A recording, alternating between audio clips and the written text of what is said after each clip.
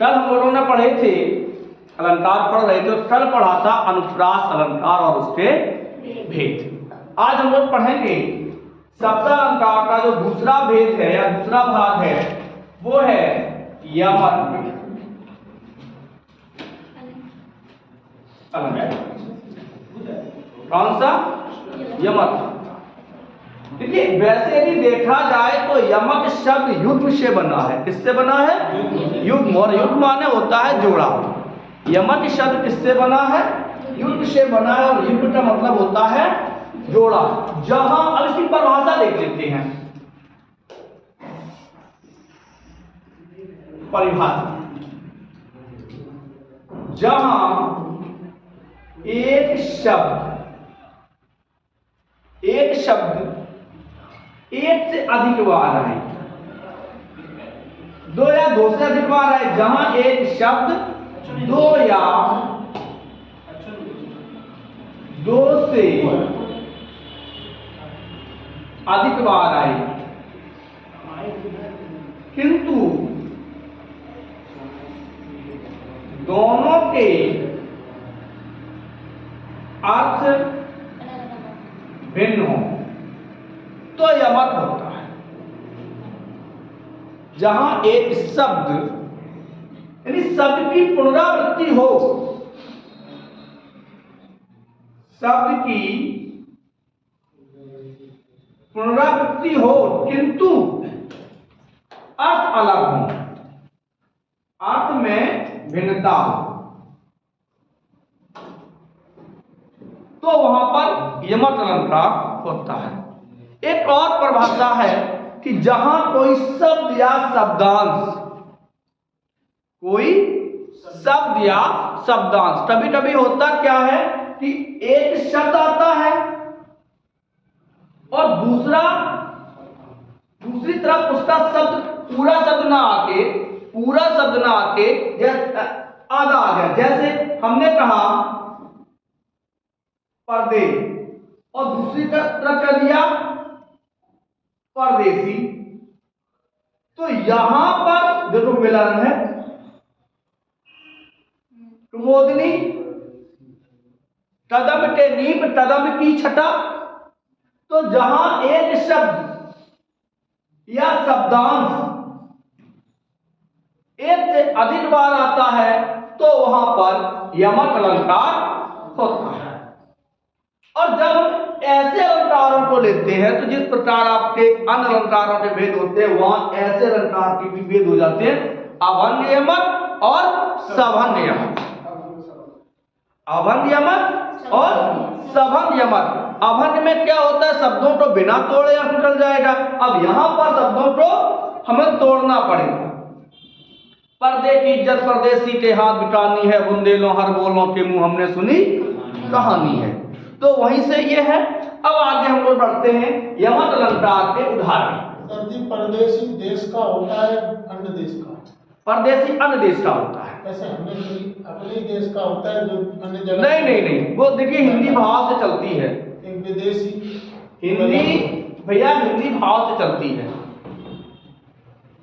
हिंदी क्या होती है? विदेशी को ही परदेश कहते हैं, जो अलग से हो।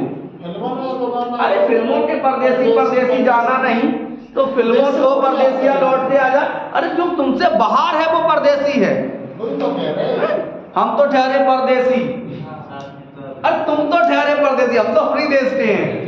सरसों तेल उठाना बहुत अच्छे तरीके से आती है। चलो आगे की ओर बढ़ते हैं। एक उदाहरण आपने सुना होगा, बहुत अच्छा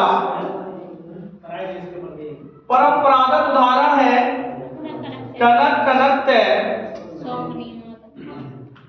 सौगुनी मादपिता अधिकाय या खाए बोराय नल बापाए बोरा। ये सबसे परंपरागत उदाहरण है। ये कैसा है? सबसे परंपरा। तो कनक कनक शब्द दो बार आया है। कनक और कनक शब्द दो बार आया है। टनक टनक तय सौगुनी। अब यहां पर आपको बहुत, जब शब्दांश आता है तो यहां पर आपको एक चीज है, टनक टनक तय सौगुनी मादिकता अधिकाय या ठाय बौराय न बाप पाए बौरा। तो यहां जो पहला टनक है, याद ना, जो पहला टनक है इसका मतलब होता है धतूरा। यह भी ध्यान रखना कि हो सकता है उदाहरण में ऐसे दे दे और वो नीचे शब्दांश है कि टनक टनक में धतूरा पलाश या धतूरा सोना, सोना धतूरा। तो टनक टनक से 100 गुनी मादिकता अधिकाय, यानी धतूरे से 100 गुना नशा वाला क्या होता है, दूसरा टनक है, जिसका मतलब होता है सोना। या खाए, इस टनक को खाने से गौराय नर, व्यक्ति को नशा आ जाता है। पाए गौराय, और टनक सोना किसी को मिल जाए, जन से जा रहे हो आधा किलो सोनो मिल जाए, हम कल फोन करें कहे भैया पढ़न नहीं आयो, अरे 20 मिल जाए पढ़ा ना आयो, फोन कर दीजिए से बात, नशा हो जाए। तो टनक टनक ते 100 गुनी मादिकता अधिकाय या खाए बौराय नर बा पाए बौराय। दूसरा देख लेते हैं। तो समझ में आया, जहां एक शब्द एक से अधिक बार आए या 2 से अधिक बार आए तो वहां पर कौन सा होता है, यमक अलंकार होता है। आगे देख लेते हैं। मूरत मधुर, चाय बना लेते, मूरत मधुर, वो आप बोले लीजिए भैया, मूरत मधुर मनोहर देखी, मनोहर ऑफिस में मूरत मधुर मनोहर देखिए। इस वाक्य में, इस लाइन में कौन सा अलंकार, भैया इसको बंद कर दीजिए। मूरत मधुर मनोहर, मां वर्ण की आवृत्ति है तो कौन सा होगा, अनुप्रास होगा। भयउ विदेह,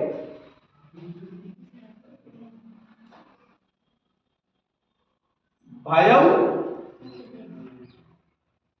भयउ विदेह, विदेह विशेषी, विदेह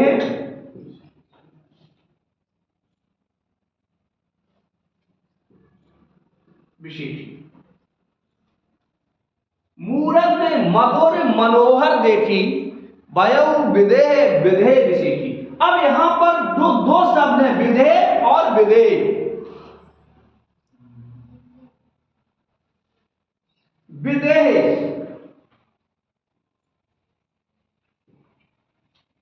राजा जनक, विदेह किसे कहते हैं, राजा जनक, राजा जनक को किसे कहते हैं, राजा जनक कौन थे, राम जी के ससुर और सीता जी के पिता। जब उन्होंने राम जी की सुंदर मूरत को देखा तो भयउ विदेह, राजा जनक कैसे हो गए, विदेही। विदेह उसे भी कहा जाता है जिसे अपने शरीर की सुध नहीं रहती है। विदेह वह व्यक्ति जिसे अपने शरीर की सुध ना हो, उन्हें अपने शरीर की सुध नहीं रहती है। तो यहां देखिए दो शब्द, लोग हिंदी में क्या देते हैं कि जहां आप जोड़ा देख लीजिए वहां पे यमक होता है, ऐसा नहीं है, बिल्कुल नहीं है। भयउ विदेह विदेह विशेषी, यहां पर पहले विदेह का अर्थ है राजा जनक और दूसरे विदेह का अर्थ है वह व्यक्ति जिसे अपने शरीर का होश ना हो या अपने शरीर की शुद्ध ना हो। ज्ञान बात अलग है, ज्ञान हो सकता है लेकिन शुद्ध नहीं हो सकती है।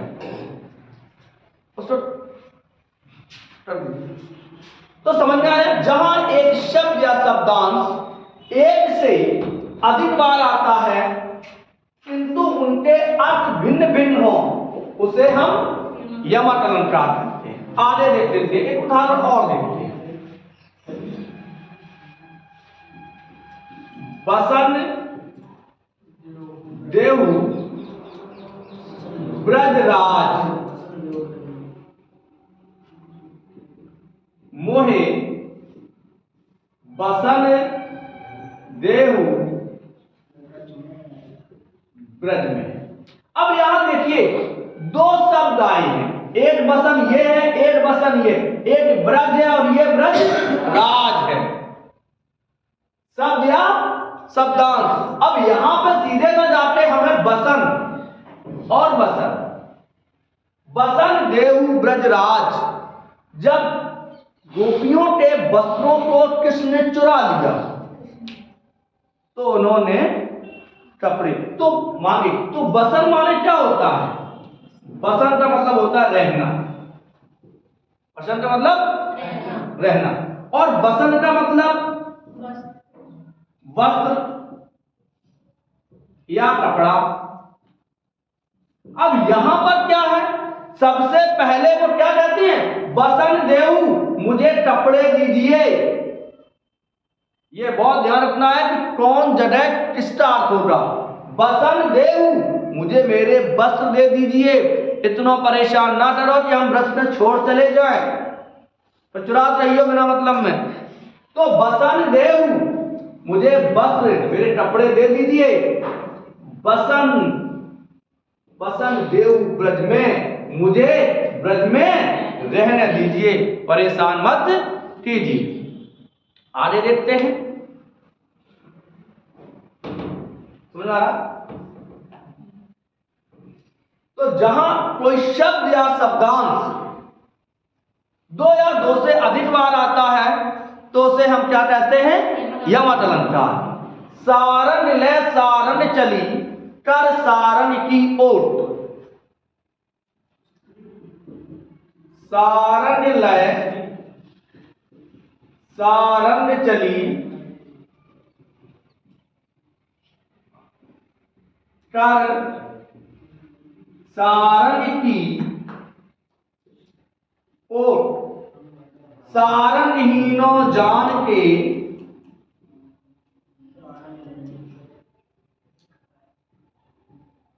कर गई सारन चोट, या सारन कर गई चोट।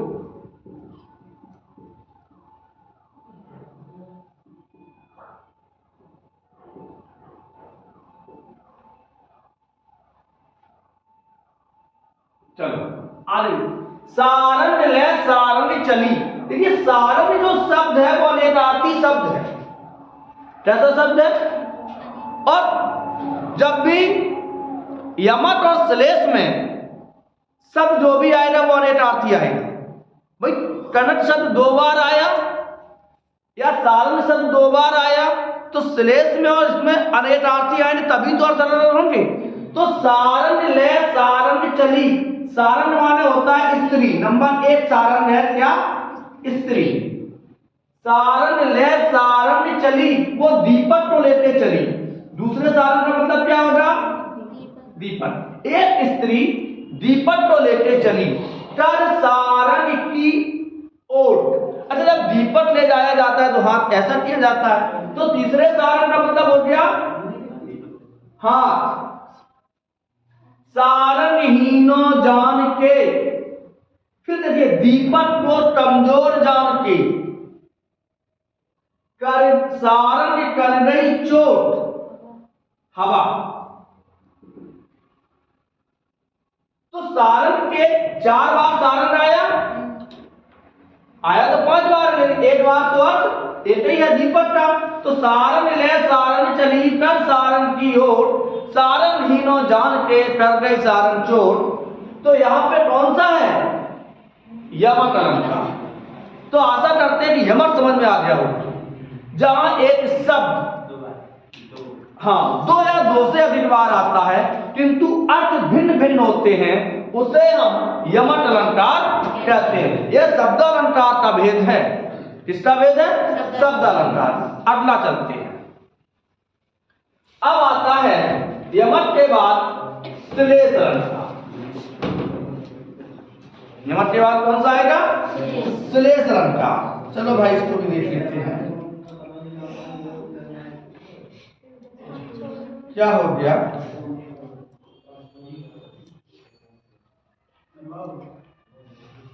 अरे श्लेष का मतलब क्या होता है?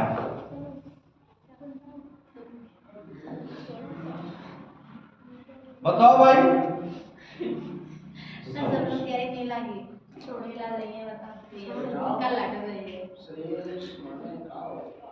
अरे भाई मेला, मेला दिनों का आता है और आगे चला जाता है।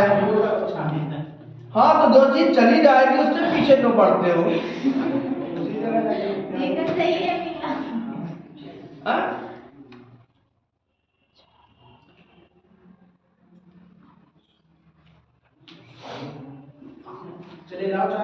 चलो आगे बढ़ते हैं। अब आता है श्लेष अलंकार। भाई इसको पढ़ लेते हैं और फिर आप खूब जाइए। खूब मेला में लाओ जलेबी समोसा। चलो तो श्लेष अलंकार, श्लेष का शाब्दिक अर्थ होता है गुथा हुआ। शब्द एक, शब्द एक, अर्थ अनेक। वहां जानिए श्लेष कि एक शब्द, परिभाषा है एक शब्द एक ही बार आए। एक बात में से जहां एक शब्द एक बार आए, एक ही बार आए, एक ही बार, किंतु अर्थ अनेक हो, अर्थ अनेक निकले तो वहां श्लेष होता है। जहां एक शब्द एक ही बार आता है किंतु अर्थ भिन्न भिन्न होते हैं वहां पर श्लेष होता है। जैसे जहां गांठ तहां तह रस नहीं, रस नहीं, यह जानत सब कोई, यह जानत सब कोई। चल जहां गांठ तहां रस नहीं, जहां गांठ तहां रस नहीं। तो गांठ शब्द भी आता है और रस शब्द भी आता है। एक रहीम का दोहा याद कीजिए, रहमन धागा प्रेम का मत तोड़ो चटकाए, टूटे से फिर ना जुड़े, जुड़े गांठ पड़ जाए। यदि हम मनुष्य के अर्थ में सबसे पहले जहां गांठ तहां रस नहीं, एक गांठ होती है गन्ने के कोई के ऊपर, जहां दो पुइयां होती हैं तो गांठ गन्ने के अर्थ में, गन्ने के अर्थ में यहां पर गांठ हो गई है। और मनुष्य के अर्थ में गांठ का मतलब मनुष्य के अर्थ में क्या होगा? बुराई, दूसरे से ईर्ष्या। गांठ का मतलब क्या होता है? ईर्ष्या। किसके अर्थ में? मनुष्य के अर्थ में। तहां रस नहीं, गन्ने के अर्थ में वो जली, रस का मतलब जलीय अंश, रस का मतलब जलीय अंश। और जहां हृदय में गांठ है वहां पर भी मनुष्य के अर्थ में आनंद नहीं है। अब काउ कहीं गए, वहां तो समोसा, तो तुम्हारे अंदर गांठ है, अच्छा जरा समोसा डाल दो आप, हाँ? तो वो क्या है? ये जहां एक शब्द एक ही बार आए किंतु अर्थ भिन्न भिन्न हो, उसे हम श्लेष अलंकार कहते हैं। श्लेष का मतलब होता है चिपटा हुआ, गुथा हुआ। आगे बढ़ते हैं, उदाहरण देख लेते हैं। तो शब्द एक अर्थ अनेक, वहां जानिए श्लेष। अब श्लेष के दो भाग हो जाते हैं। कौन कौन से हो जाते हैं? एक होता है अभंग श्लेष,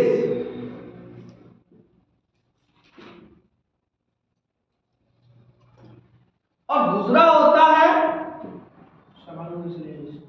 सवर्ण श्लेष। सवर्ण का मतलब होता है शब्द को तोड़कर अर्थ निकालना, और अभंग का मतलब होता है शब्द को बिना तोड़े अर्थ निकालना। दोनों में है। कभी कभी कुछ उदाहरण ऐसे आ जाते हैं कि उनकी हमें शब्द की संधि विच्छेद करनी पड़ती है। तब जैसे एक शब्द मैं ले लेता हूं, वृषभानुजा, वृषभधन अनुजा, जैसे चलो कागज ही पर जान गवायो। एक वाक्य है, कागज ही पर जान गवायो। एक लेखपाल बेचारे तो ड्यूटी से आए रहे हुए हैं, उनके कागज में हेर फेर हुई है, तो वे उन्हें सस्पेंड कर दो लोग। तो किसी ने कहा कि कागज ही पर जान गवायो, यदि कागज सही रहते उनके तो सस्पेंड नहीं होते। वो उसने दिमाग में एक दीवार पे किया, चला गया। वहां पर हलवाई की दुकान थी, तो कौवा आया, उसने दही में चोंच जोड़ी, हलवाई ने फेंक के मारा चिमटा, कौवा मर गया। कभी बेचारा था, उसने कहा काग दही पर जान गवायो। सब लेख है। अब यही तो सवर्ण श्लेष है। ये क्या है? सवर्ण श्लेष। शब्द को तोड़ा, अर्थ परिवर्तन हो गया। कौवा ने दही पे जान गंवाई दी, ना वो दही खाना, तो उधर से गुजरा एक आसिफ। हाँ, उसने देखा मरने जा रहा था, बोले अरे भाई, तो उसने क्या लिखा? का गदही पर जान गंवाई। हम काहे हैं? तो जहां एक, अब ये किसे क्या कहें? इसे हम कहेंगे सवर्ण श्लेष। क्या कहेंगे?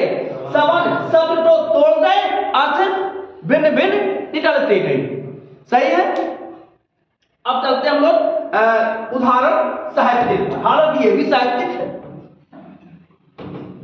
देखो, शब्द को हम शब्द को तोड़ना बताया भाई, आगे देख लेते हैं।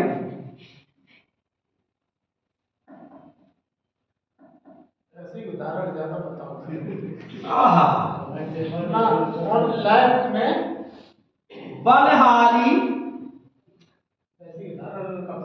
निरपटूपटी, बलहारी निरपटूपटी,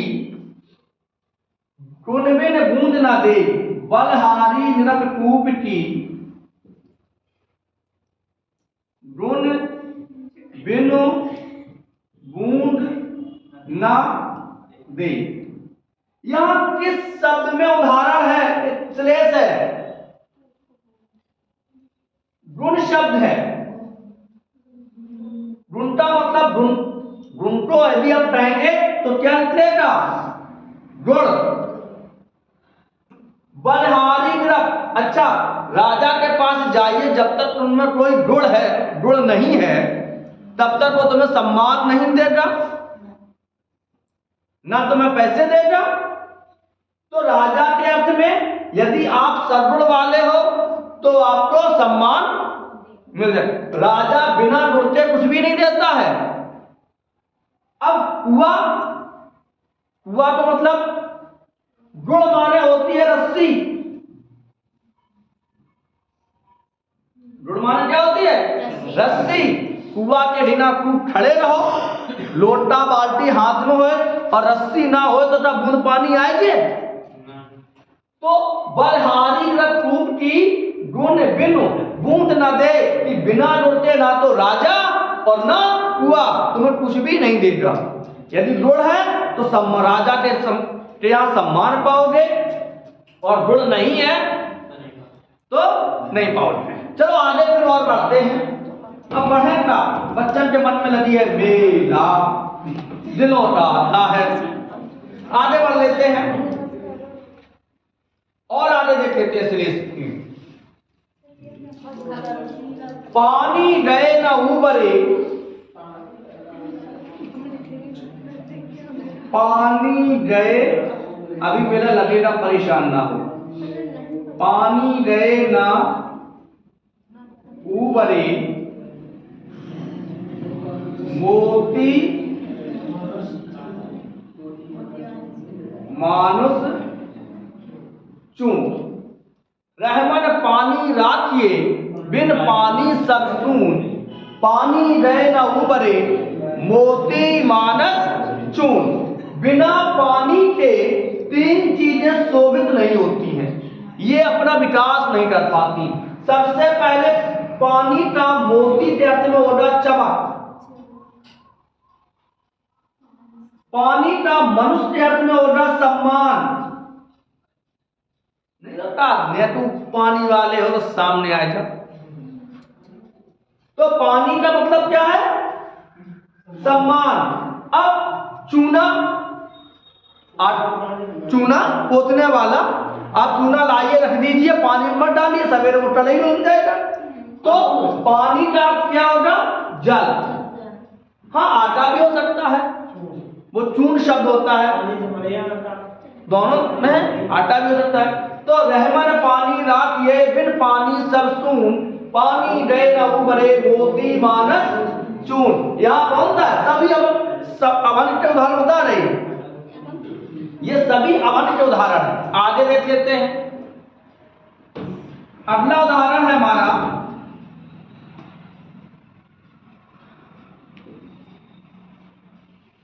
सुवर्ण को खोजत फिरत, कब कामी अनचोर। चरण धरत चिंता करत, चितवत चारों ओर। सुवर्ण को खोजत फिरत, कब व्यभिचारी चोर। यहाँ सुवर्ण के तीन अर्थ हैं, एक कवि के अर्थ में, एक कामी यानी व्यभिचारी के अर्थ में, और एक चोर के अर्थ में। अच्छा व्यभिचारी किसे कहते हैं, कामी किसे कहते हैं? चलो देखिए।